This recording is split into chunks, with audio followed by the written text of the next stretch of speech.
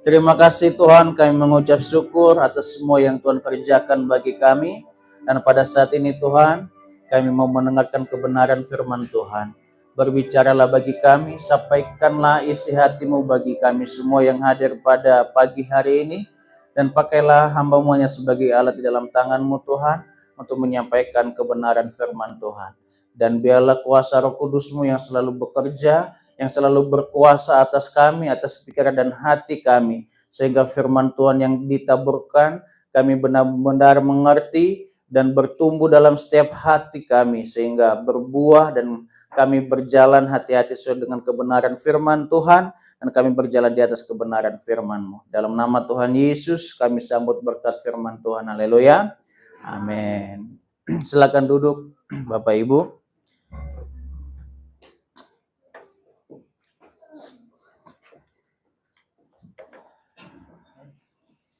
Ya, puji Tuhan, pada saat ini kita mau mendengarkan firman Tuhan. Dan pada hari ini kita berbicara tentang melayani dalam kasih, ya, serving under in love. Jadi kita benar-benar diberikan atau ditunjukkan firman Tuhan bagi kita pada minggu-minggu ini tentang bagaimana kita hidup tanpa pamrih. Jadi minggu kemarin kita berbicara tentang bagaimana kasih yang berkorban.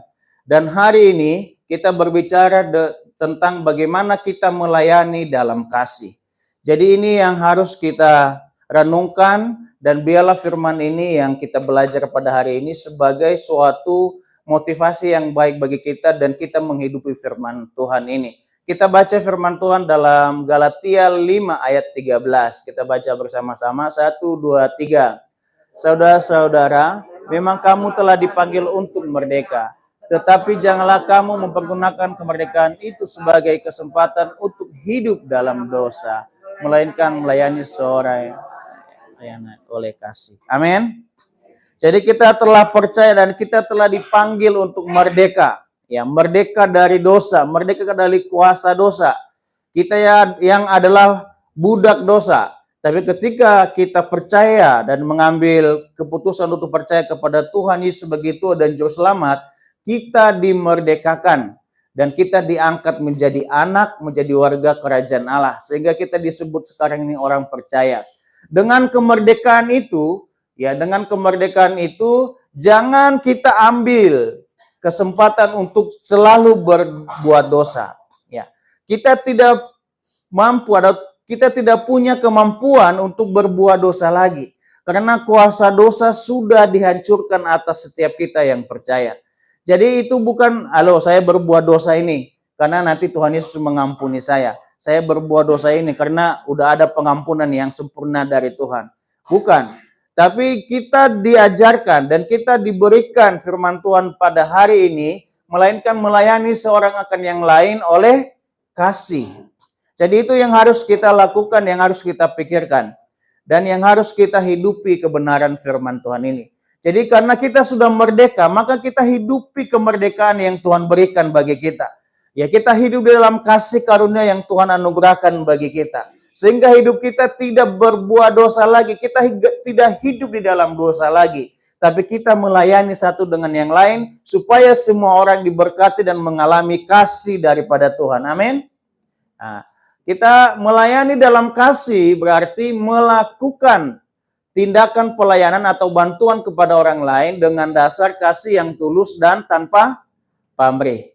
Jadi itu adalah melayani dalam kasih.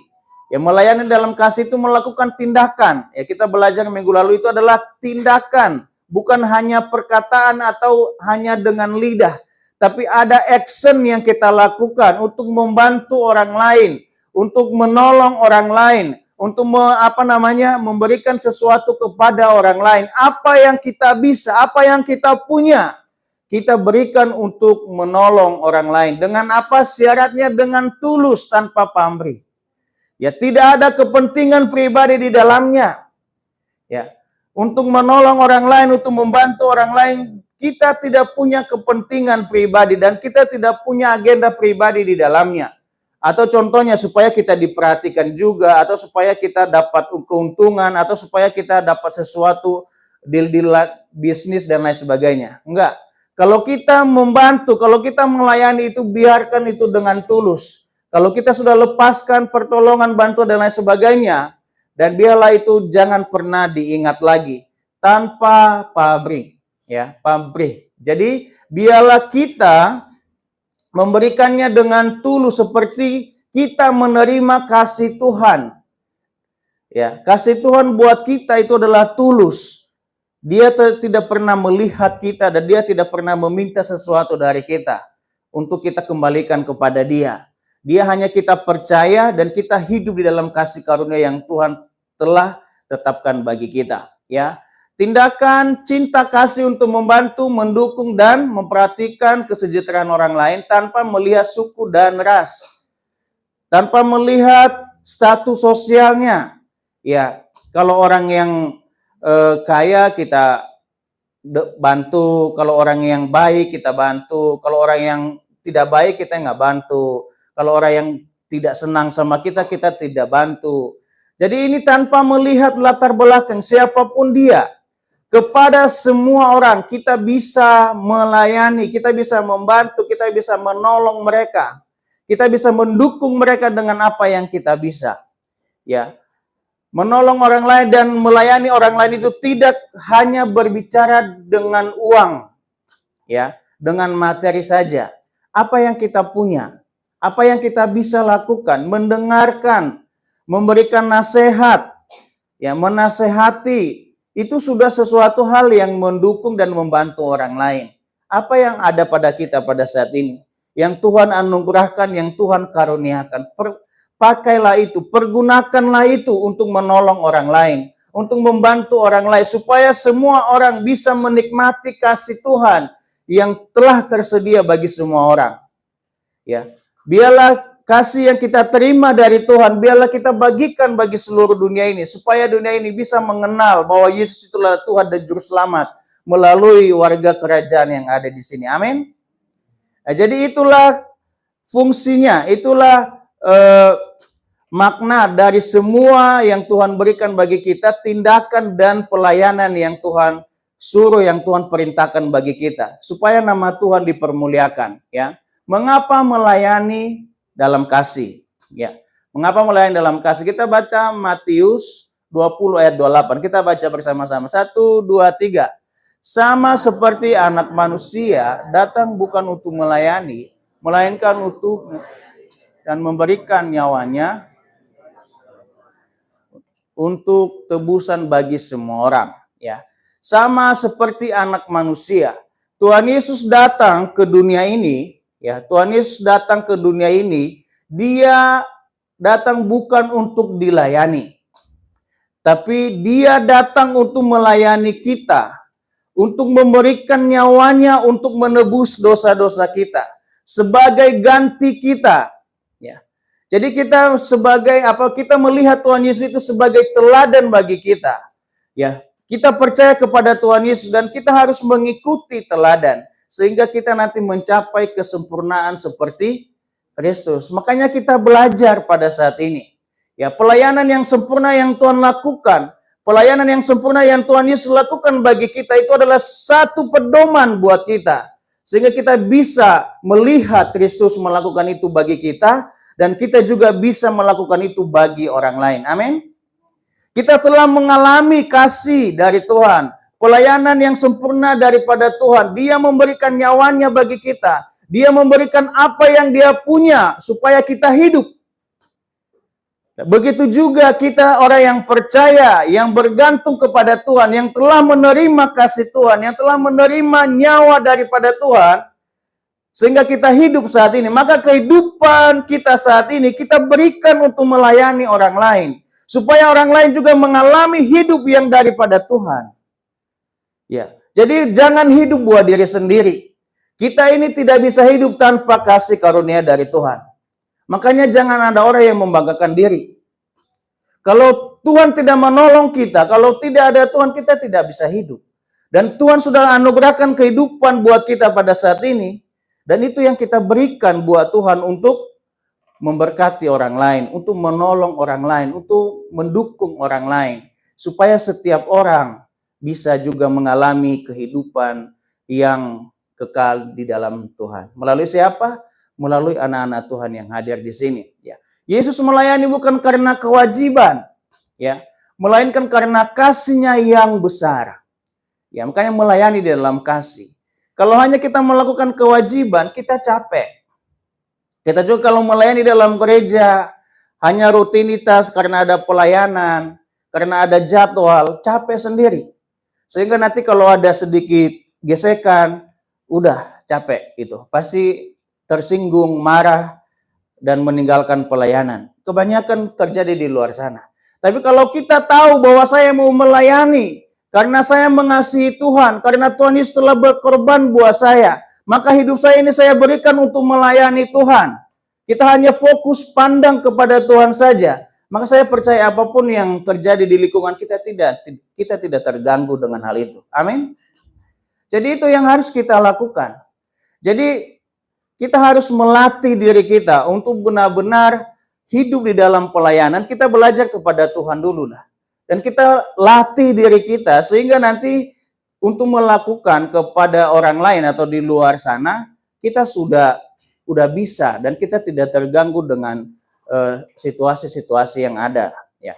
Jadi kita harus lihat Tuhan Yesus, kita harus melayani karena bukan jadwal, bukan karena kewajiban, tetapi karena memang kita mengasihi Tuhan sebagai rasa kasih kita kepada Tuhan. Karena kita mencintai Tuhan, maka kita luangkan waktu untuk menolong orang lain, memberikan waktu untuk membantu orang lain, ya, memberikan waktu seperti pekerja, memberikan waktu untuk berdoa. Bukan karena hanya ada jadwal baru datang doa contohnya, itu hanya sebagai contoh saja, di sini tidak ada, ya. Ya, karena kita mencintai Tuhan, mengasihi Tuhan, maka kita melayani Dia dengan segenap hati, dengan apapun alasannya, ya. Kita harus melatih tubuh ini, latihan badan, latihan ibadah itu perlu supaya apa? Supaya kita benar-benar menjadi pelayan yang benar-benar mengandalkan Tuhan di dalam setiap kehidupan kita. Ya, bukan hanya ikut-ikutan, bukan karena ada keinginan kita dan supaya puji-pujian ada, bukan. Tapi karena kita melayani Tuhan, maka kita juga harus melatih diri kita. Ya, untuk selalu ikut ibadah, ikut doa dan lain sebagainya. Banyak pembinaan yang ada dalam setiap gereja. Ya. Mungkin dalam komsel dan lain sebagainya. Ya. Jadi kita mengikuti itu semua supaya kita belajar melayani di sana dan belajar melatih diri supaya kita benar-benar dipersiapkan menjadi pelayan-pelayan yang luar biasa. Jadi kita harus melayani Tuhan dengan sungguh dulu. Dan saya percaya kalau kita sudah melayani Tuhan dengan sungguh, saya percaya untuk melayani sesama itu udah sangat gampang. Tapi kalau kita susah melatih diri untuk melayani Tuhan dengan sungguh, dan saya percaya juga untuk melayani sesama itu juga sangat sulit bagi kita. Ya, tunduklah kepada Tuhan. Dan saya percaya kita juga bisa tunduk kepada lembaga-lembaga yang ada dan seluruh pelayanan yang ada. Amin. Ya, kasih Kristus mendorong kita untuk melayani, bukan untuk mencari pujian atau pengakuan. Ya. Kalau kita telah mengalami kasih Kristus, kalau kita telah mengalami pelayanan yang Tuhan berikan bagi kita, nyawa Kristus telah kita terima. Ya, kasih yang benar-benar yang tulus dari Tuhan. Kita ini orang berdosa, kita tidak layak dikasihi oleh Tuhan. Kita akan menyadari hal ini, maka saya juga percaya bahwa kita juga punya hati untuk melayani orang lain, tidak membeda-bedakan orang lain. Walaupun tidak dianggap pelayanan kita, tidak dianggap bantuan kita, tidak dianggap pertolongan kita. Saya percaya kita tidak akan terganggu dengan hal itu. Kenapa? Karena kita melayani dengan tulus. Karena kita sudah menerima kasih yang tulus dari Tuhan. Jadi kita tidak butuh kasih yang ada di dunia ini lagi. Kita tidak butuh pujian lagi. Kita tidak butuh pengakuan lagi. Kenapa? Karena kita sudah diakui oleh Tuhan. Karena kita sudah diakui oleh Tuhan Yesus sebagai anak. Sebagai anak kerajaan. Jadi kita nggak butuh pujian lagi. Kita nggak haus pujian lagi dalam pelayanan-pelayanan yang kita lakukan, dalam kasih yang kita lakukan. Kenapa? Karena kita sudah diterima dengan kasih yang begitu besar oleh Tuhan Yesus. Amin. Kalau kita akan sadar akan hal ini, saya ini orang berdosa, saya ini orang yang tidak layak dikasihi. Tapi saya dengan kasih yang begitu besar, saya diterima. Saya diakui, saya berharga di mata Tuhan, mulia di mata Tuhan. Kalau kita sudah sadar akan hal ini, untuk melakukan kasih, untuk melakukan pelayanan, kita nggak akan cari pujian lagi. Karena kita sudah sadar diri kita sudah tahu identitas kita di dalam Tuhan. Kita ini anak Tuhan, anak Raja. Mulia dalam pandangan Tuhan. Dibentuk oleh tangan Tuhan yang Maha Kuasa dengan segala dengan segala hal-hal yang baik di dalamnya. Kalau kita akan mengerti hal ini, saya percaya setiap pelayanan yang kita lakukan, walaupun nggak dianggap, walaupun nggak ada feedbacknya buat kita, saya percaya kita nggak akan terganggu. Kenapa? Karena kita menerimanya dengan cuma-cuma daripada Tuhan. Amin. Makanya kita harus sadar akan hal ini. Saya diterima dengan kasih yang besar. Saya dilayakkan dengan kasih yang besar. Makanya juga kita harus memberikan dengan kasih yang tulus kepada orang lain. Karena kita berikan dengan kasih yang tulus, saya percaya dari Tuhan juga mengalir terus bagi kita. Amin. Ya. Tapi sebagai bentuk syukur atas kasih karunia yang telah kita terima. Nah, ini yang saya maksud tadi, ya. Jadi kita melayani, dia mendorong bukan karena cari sesuatu kepentingan agenda pribadi di dalamnya supaya kita dapat untung, tetapi karena kita ucapan syukur sebagai terima kasih kepada Tuhan atas semua karunia, atas semua kelayakan, atas semua status baru di dalam Tuhan yang kita terima sebagai anak Tuhan. Amin. Ya, kita baca Korintus 1 Korintus ayat 16. Pasal 16 ayat 14. Kita baca bersama-sama. 1, 2, 3. Lakukanlah segala pekerjaanmu dengan kasih. Ya. Lakukanlah segala pekerjaanmu dengan kasih.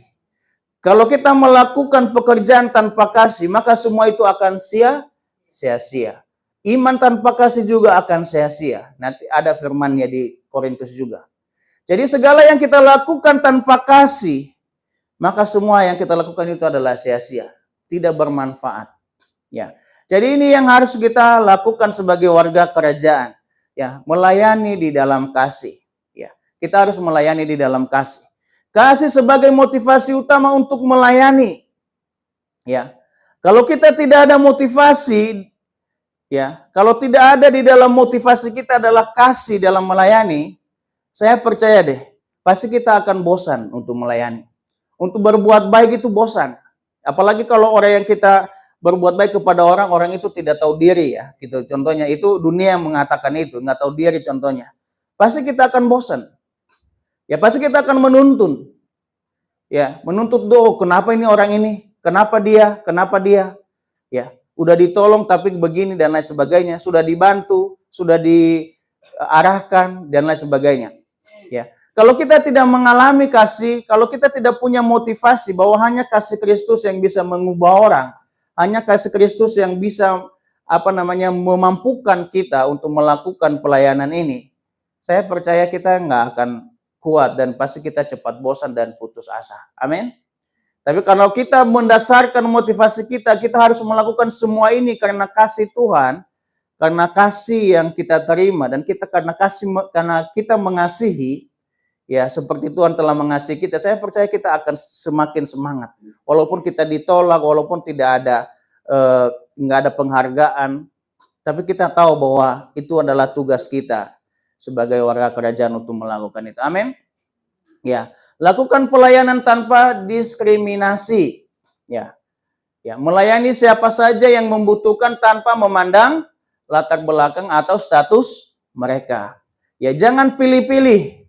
Siapapun yang layak menerima bantuan kita, kalau kita tahu dan kita sadar bahwa orang ini butuh dilayani, bahwa orang ini butuh pertolongan, bahwa orang ini butuh kita tolong dan kita mampu melakukannya. Jangan pandang latar belakangnya.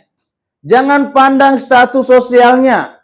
Mungkin karena dia orang pemabuk atau perokok, jangan pandang. Kalau Tuhan menggerakkan kita untuk menolongnya dan kita mampu melakukan itu, lakukanlah. Layanilah dia. Ya, kalau kita diberikan atau dituntun oleh Roh Kudus untuk menolong orang atau memberikan makan orang, contohnya kayak yang ada di pinggir jalan, kita digerakkan. Oh, itu dia preman contohnya, atau dia gangster gitu kan?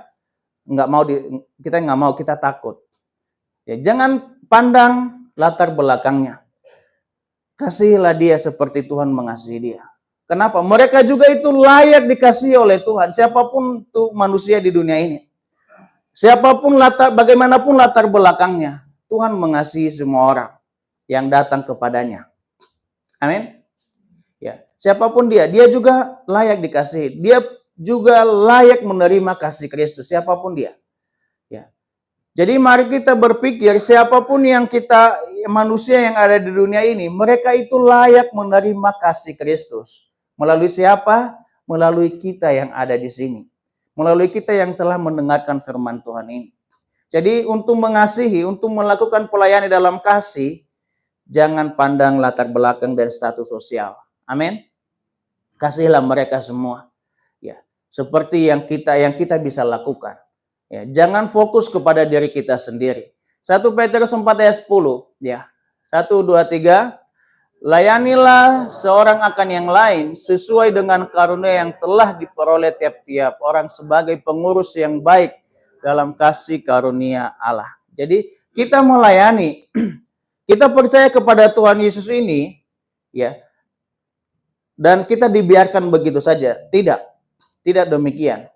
Kita percaya kepada Tuhan Yesus dan kita diperlengkapi dengan karunia-karunia yang ada di dalam Tuhan, yang ada di dalam Kristus. Paling tidak setiap orang dia punya satu karunia paling tidak. Ya. Apalagi kalau banyak gitu kan? Ya, kita masing-masing punya karunia yang Tuhan anugerahkan kepada kita ketika kita percaya. Dan marilah kita pergunakan karunia itu untuk membantu, untuk menolong, untuk melayani semua orang sesuai dengan yang Tuhan inginkan dalam setiap kita. Ya, melalui pelayanan kita memperkuat ikatan persaudaraan dan membangun jemaat yang harmonis serta bertumbuh di dalam iman. Ya, melalui setiap pelayanan kita semakin hari semakin bertumbuh, semakin membangun dengan satu dengan yang lain, semakin harmonis. Ya. Karena setiap karunia-karunia yang kita terima itu adalah untuk menyatukan, untuk mempersatukan tubuh Kristus. Ya, supaya kita saling membutuhkan satu dengan yang lain. Saya tidak bisa hidup dengan diri saya sendiri. Saya membutuhkan orang lain. Begitu juga Bapak Ibu yang hadir di sini. Nggak bisa hidup dengan diri kita sendiri. Kita hidup karena ada orang lain yang menolong kita. Ya. Kalau kita masih membutuhkan pertolongan orang lain, kita juga harus bisa menolong orang lain yang membutuhkan pertolongan kita. Kalau Bapak Ibu tidak perlu dan tidak membutuhkan pertolongan orang lain, ya, dalam hidup Bapak Ibu sekarang, ya, jangan menolong orang lain. Tapi kalau kita masih membutuhkan pertolongan orang lain, saya percaya kita harus sadar hal ini. Apa yang kita bisa, pasti kita akan menolong dan membantu orang lain dan melayani orang lain. Amin. Di sini siapa yang tidak pernah membutuhkan pertolongan orang lain? Nggak ada kan? Semua kita ini butuh. Ya. Karena itu kita adalah manusia sosial. Kita ini manusia sosial. Ya. Kasih membawa kesatuan dalam tubuh Kristus. Ya. Jadi karena kasih, melayani di dalam kasih, maka ada kesatuan di dalam tubuh Kristus. Tidak ada perpecahan. Tidak ada istilah iri-irian. Tidak ada istilah iri hati, kecewa, dan lain sebagainya. Kalau kita saling melayani di dalam kasih dengan ikhlas, dengan tulus, saya percaya kita semakin hari semakin bersatu di dalam Tuhan. Semakin diperlengkapi satu tubuh Kristus yang sempurna. Tapi kalau di dalam setiap kita ada kasih, ada pelayanan yang tidak didasarkan oleh kasih, itu yang bikin perpecahan. Itu yang bikin gesekan. Ya, itu yang bikin nanti kita semakin hari semakin menjauh, semakin terpecah dan lain sebagainya. Dan saya percaya kita yang hadir di sini, kita adalah mempunyai kasih yang sempurna daripada Tuhan. Kita kalau melayani, saya percaya motivasi kita dan dasar pelayanan kita adalah kasih. Amin. Amin. Ya. Bagaimana melayani di dalam kasih? Ya. Satu, tunjukkan empati dan kepedulian. Ya. Itu adalah cara. Ya, kita mau belajar ada beberapa cara. Pertama, kita menunjukkan empati secara sederhana saja dan kepedulian. Kita baca Roma 12 ayat 15. 1, 2, 3. Bersukacitalah dengan orang yang bersukacita dan menangislah dengan orang yang menangis. Ya, paling tidak kita dulu empati, kita dulu peduli dengan lingkungan kita, dengan sahabat kita, dengan teman kita di kantor, dengan teman kita bekerja, lingkungan dan tetangga kita peduli dulu. Ya, kita sapa dan lain sebagainya gitu kan. Jangan kita pulang ke rumah gitu langsung nyelonong masuk aja, habis tutup pintu, nggak pernah bergaul dengan tetangga, nggak pernah berbaur dengan lingkungan yang ada. Kalau ditanya RT-nya mana, nggak tahu gitu kan. Kenapa? Karena nggak pernah bergaul gitu, nggak pernah berbaur dengan lingkungan yang ada. Mari kita dengan peduli dengan lingkungan-lingkungan kita, di kantor, di komunitas, dimanapun kita berada. Ya, kita memberikan empati, kita memberikan kepedulian, ya, walaupun dengan hal-hal yang terkecil, gitu kan? Ya, merasakan apa yang orang lain rasakan dan menunjukkan kepedulian melalui tindakan kecil seperti ucapan penghiburan atau dukungan moral. Ya, mungkin dia lagi berduka, kita berikan ucapan berduka. Mungkin dia lagi ada ulang tahun dan lain sebagainya, atau ada sesuatu yang perlu dikasih selamat, gitu kan? Kita ucapkan untuk sebagai rasa empati kita, rasa peduli kita kepada lingkungan kita, kepada teman-teman kita, kepada sahabat-sahabat kita, ya. Jadi ini hal-hal kecil atau tindakan-tindakan kecil yang harus kita lakukan. Ya, mungkin dia lagi ada masalah, mungkin teman kita lagi stres menghadapi persoalannya yang dihadapi pada saat ini, gitu kan? Ya, kita ada di sana untuk memberikan dukungan moral kepada dia. Ya, kita memberikan kekuatan, kita membagikan firman, kita membagikan yang kita bisa bagikan, pengalaman kita bagaimana kita memecahkan masalah, menyelesaikan masalah. Kita bisa berikan itu untuk mendukung sehingga teman kita bisa bangkit kembali. Itu adalah salah satu contoh yang kecil untuk menolong orang lain dan untuk memperhatikan orang lain. Tapi dengan syarat, dengan kasih. Ya, jangan bilang, oh waktu kamu jatuh saya ada di dalam hidup kamu, tapi sekarang kamu sudah sukses, kamu tidak ingat saya lagi. Ya, itu bukan kasih yang sempurna itu. Ya, itu kasih yang ada kepentingan pribadi di dalamnya. Ya, kalau kita mengasihi, kalau kita memberikan, kalau kita menolong orang itu lepaskan saja. Itu bukan hak kita lagi. Tidak ada hak kita di dalamnya lagi. Itu udah hak orang itu yang dipercayakan Tuhan kepada orang yang kita kasih. Amin. Kepada orang yang kita tolong. Nah, jadi siapapun kita di sini kita belajar kalau kita sudah lepaskan itu bukan hak kita lagi. Sehingga kita suatu saat kita nggak pernah mengingat itu lagi. Itu bukan investasi. Amin. Ya, banyak orang di sini kalau menolong itu dihitung sebagai investasi. Sehingga nanti dia ingat. Ya. Kamu nggak tahu dan lain sebagainya gitu kan? Ya. Dan saya percaya kita mulai belajar pada saat ini. Saya juga belajar dengan hal ini. Saya bilang saya belum sempurna melakukan hal ini. Saya masih ada kekurangan. Kadang-kadang kalau saya sudah menolong orang, kalau dia nggak baik sama saya, mungkin kalau saya suruh, kadang saya keluar kata-kata, kamu ini, aduh gitu kan, kamu ini gimana sih? Udah ditolong dan lain sebagainya. Tapi mari kita belajar bersama-sama. Mari kita saling mendukung untuk melakukan firman ini. Ya, saling mengingatkan satu dengan yang lain. Supaya komunitas kita ini bertumbuh semakin bertumbuh di dalam Tuhan. Amin. Ya. Luangkan waktu untuk menolong meskipun tidak nyaman atau sulit. Ya. Kita berusaha untuk menolong walaupun sebenarnya kita lagi sulit, kita lagi susah. Ya, yang menabur dengan mencucurkan air mata pasti menuai dengan sorak-sorai. Ya. Jadi ini yang kita lakukan, kita coba berusaha. Kalau kita tidak belajar, kapan kita bisa? Gitu kan? Kalau kita tidak mulai, kapan bisa selesai? Gitu kan? Harus dimulai. Ya, kita harus mulai belajar pada saat ini, ya. Sama seperti anak manusia datang bukan untuk dilayani, melainkan untuk melayani, untuk dilayani, melainkan untuk melayani dan untuk memberikan nyawanya menjadi tebusan bagi banyak orang. Tuhan Yesus sudah membuktikan itu. Walaupun susah, walaupun nyawanya jadi taruhannya, ya, dia berikan bagi kita. Karena dia mengasihi kita, karena dia sangat mengasihi kita, karena begitu besar. Tidak ada yang menandingi kasih Tuhan yang begitu besar bagi kita, sehingga nyawanya pun diberikan gitu. Dan kita belajar kepada Tuhan Yesus sebagai teladan hidup kita di dalam kasih, di dalam melayani, di dalam membantu, di dalam menolong orang. Ya, jangan kita minta diperhatikan terus, ya, atau dipedulikan terus, tapi kita juga yang harus belajar untuk memperhatikan dan untuk mempedulikan. Amin. Amin. Kita baca Kisah Para Rasul 2 ayat 14 sampai 47. Ini adalah kisah gereja mula-mula. Ya. Bagaimana gereja mula-mula berkembang. Kalau nggak ada gereja mula-mula berkembang, kita nggak ada sampai saat ini. Dan mulai ini adalah titik awal perkembangan gereja atau pertumbuhan gereja. Kita baca secara bersama-sama. 1, 2, 3.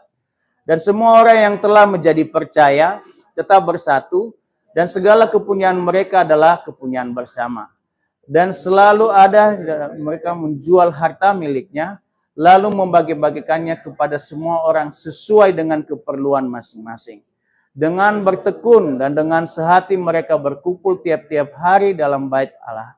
Mereka memecahkan roti di rumah masing-masing secara bergilir dan makan bersama-sama dengan gembira dan dengan tulus hati, sambil memuji Allah, dan mereka disukai semua orang, dan tiap-tiap hari Tuhan menambah jumlah mereka dengan yang diselamatkan. Amin. Ini adalah dasar dan sejarah yang ada di dalam Alkitab. Dan sejarah pertumbuhan gereja, jemaat mula-mula. Ya, mereka bersatu, segala kepunyaan mereka adalah kepunyaan bersama. Karena mereka tahu bahwa berkat itu berasal dari Tuhan. Tidak ada hak kepemilikan di sana. Hidup kita di dunia ini hanya sementara saja. Semua yang kita punya kita nggak akan bawa. Gitu kan, kalau kita sudah selesai di dunia ini.